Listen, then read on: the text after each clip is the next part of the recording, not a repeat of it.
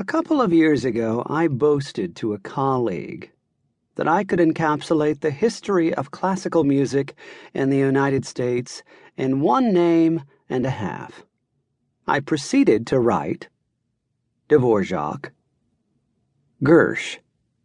The colleague, who happened to be Richard Crawford, then as now embarked on what is certain to be a landmark biography of George Gershwin, laughed not incredulously, but knowingly.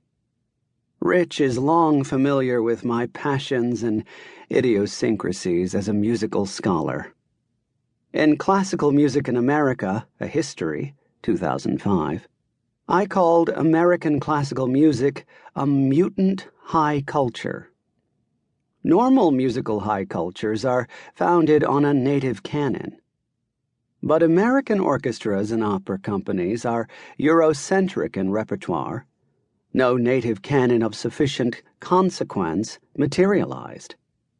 Instead, classical music in the United States ultimately gravitated to, my terminology, a culture of performance. One reason the story of classical music in America peaks before World War I is that the eventual emergence of a native canon was then taken for granted, and the compositional ferment of those fin de siècle decades produced, in the person of Charles Ives, one of the two great creative talents in the annals of American art music. The other reason is that the turn of the 20th century was a period of phenomenal institutional growth and attendant heroic personal vision. I here refer to people like Theodore Thomas, Henry Higginson, Jeanette Thurber, Antonin Dvorak, Anton Seidel, Laura Langford, and Oscar Hammerstein, and to institutions like the Thomas Orchestra, the Boston Symphony, the Chicago Orchestra, the National Conservatory of Music, the Seidel Society, and the Manhattan Opera.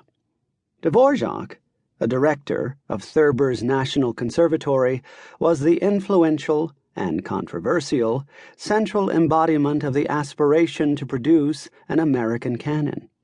He also, presciently, ardently, prophesied that an American school of music would be founded upon Negro melodies. After World War I, the creative impulse in American music migrated to jazz. American concert composers took a back seat to Ellington and Armstrong, and to famous orchestras, conductors, and instrumentalists. Some would say that Aaron Copland was a front seat occupant, but this is wishful thinking.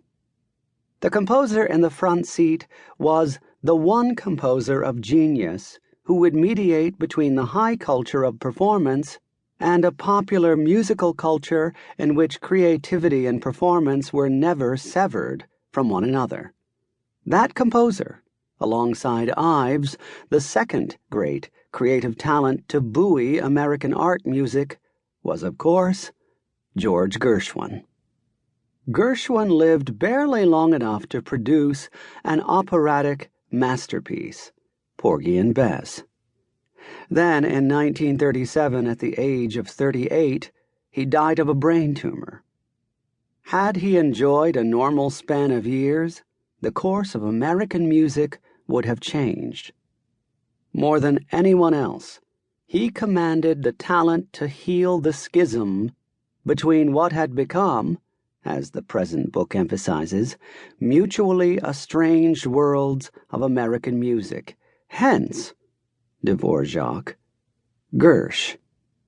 My obsession with the late Gilded Age is partly a product of my lifelong obsession with Wagner.